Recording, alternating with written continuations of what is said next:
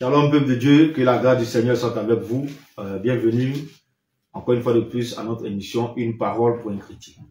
Alors, avant toute chose, comme il est de notre coutume, nous allons confier ce programme et ce moment au Seigneur afin qu'il vienne encore nous conduire. Prions ensemble au nom de Jésus. Éternel, notre Dieu, il t'a plu encore de nous rassembler, de rassembler tes enfants autour de cette émission. Merci encore de mettre tes paroles dans nos bouches. Merci de conduire toutes choses par ton esprit. Et je prie, Père, que à travers cette parole, tu puisses encore vivifier quelqu'un, tu puisses encore redonner vie à quelqu'un. Car ta parole est esprit et vie. Merci de ce que tu le fais. À toi la gloire, l'honneur pour l'éternité. Au nom de Jésus, nous avons prié. Amen.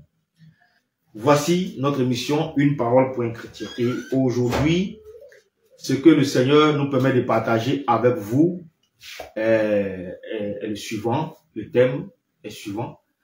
Cherchez Dieu pendant qu'il est temps.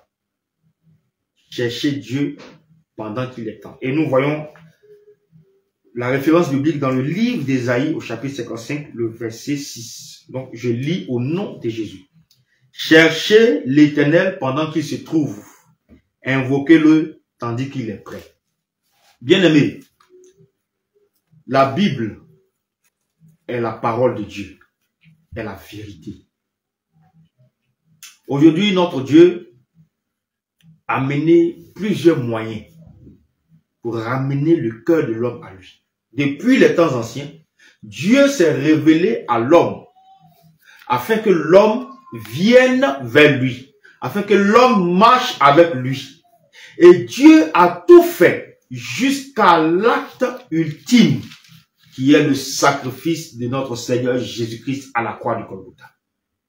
Et c'est la raison pour laquelle Dieu, encore, malgré ce sacrifice, tente toujours, par le moyen de son esprit, à ramener le cœur de l'homme à lui. Alléluia.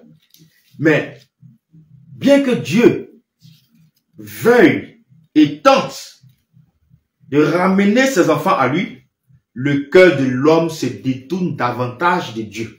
Le cœur de l'homme est attiré davantage à des choses inutiles, à la séduction de ce monde et à tous les pièges que le royaume des ténèbres et l'ennemi tend aux enfants de Dieu.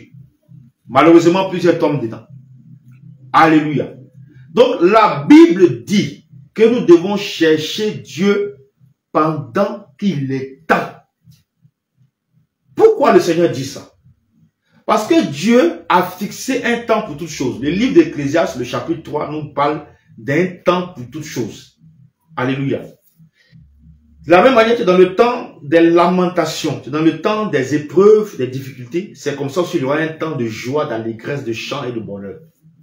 Donc, il y a un temps pour toutes choses. Donc, Dieu également a fixé un temps où chaque chose va prendre fin. La vie que tu mènes va prendre fin. L'argent que tu as va finir. Les maisons, les nombreuses réalisations que tu as en ta possession vont prendre fin. Le monde va prendre fin. Toutes ces belles choses que nous voyons sur la terre vont prendre fin. Et à la fin de ces choses, qu'est-ce qui va se passer? Ça sera quoi? Le jugement de Dieu. En ce temps-là, il n'y aura plus de miséricorde. En ce temps-là, il n'y aura plus de confession des péchés. En ce temps-là, il n'y aura plus de repentance. En ce temps-là, il n'y aura plus de pardon. En ce temps-là, il n'y aura plus de compassion. Ça sera le jugement. Ça sera la colère de Dieu pour ceux qui seront trouvés rebelles. Pour ceux qui se seront rebellés contre la parole de Dieu. Pour ceux qui auront vécu leur vie comme ils le désiraient, loin de la volonté de Dieu. Pour ceux-là qui auront rejeté la main tendue du Seigneur, ce jour-là, ça sera la colère de Dieu. Et voilà pourquoi le livre d'Ésaïe dit, cherchez Dieu pendant qu'il se trouve. Toi à qui Dieu a donné beaucoup d'avertissements. Il t'a interpellé sur la vie que tu mènes. La vie de débauche, la vie de drogue, d'homosexualité, la vie d'alcoolisme, la vie de mensonge, la vie d'impudicité, d'impureté, la vie de fornication, la vie de fétichisme, de satanisme, de secte, la vie d'escroquerie, de vol, la vie d'adultère, la vie de Jézabel, de la séduction dans laquelle tu te trouves. Dieu t'interpelle. Il te dit, mon fils, arrête. Il te dit, ma fille, arrête. Mais tu n'entends pas. Il arrive souvent que tu commets des actes. Et Dieu te parle pour dire, il faut arrêter, il est temps d'arrêter. Tu dis non. Il est temps de chercher ma face. Il est temps de me chercher, dit Dieu, à toute l'humanité. Parce qu'un jour vient où vous ne me trouverez plus. Un jour vient où vous allez me chercher, mais vous n'allez pas me trouver. Un jour vient où vous allez crier miséricorde, et il n'y aura point de miséricorde. Un jour vient où vous allez crier compassion, et il n'y aura point de compassion. Un jour vient où vous allez vouloir être sauvé. Vous allez vouloir qu'on vous prêche la parole vraie et authentique. Mais il n'y aura personne ce jour-là pour le faire. Voilà pourquoi la Bible dit que Dieu se laisse trouver par ceux qui le cherchent de tout leur cœur. Est-ce que toi tu cherches Dieu? Est-ce que la vie que tu mènes plaît à Dieu? Est-ce que tu le cherches vraiment? Pour qu'il te montre, qu'il te donne les orientations, pour qu'il te guide, pour qu'il te montre la voie à suivre. Est-ce que tu recherches réellement Dieu?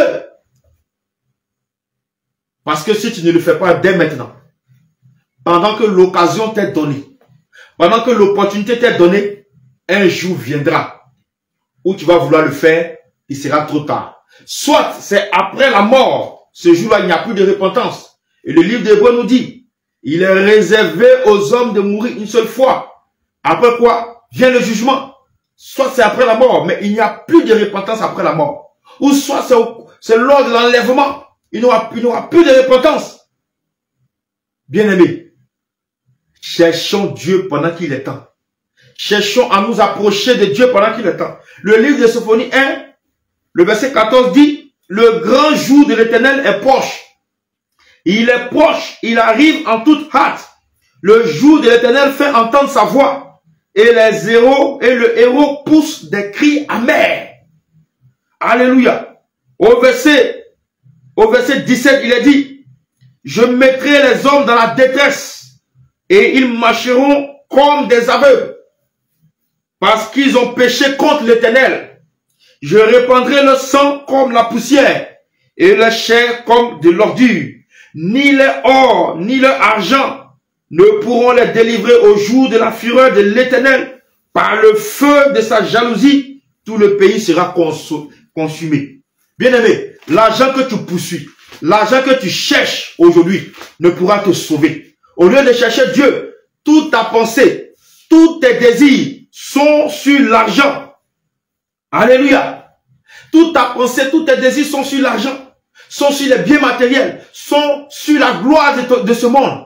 Au lieu de chercher Dieu pendant que tu respires encore, bien-aimé, après ta mort, aucune prière ne pourra te sauver. Au jour de la fureur de l'Éternel, aucune prière ne pourra te sauver. Aucune miséricorde, aucune compassion. Au jour de la colère de Dieu, la grande colère, la colère ardente de feu et de soufre qui arrive à grands pas sur l'humanité, ce jour-là, aucune prière, aucune compassion, aucun pleur ne pourra te sauver.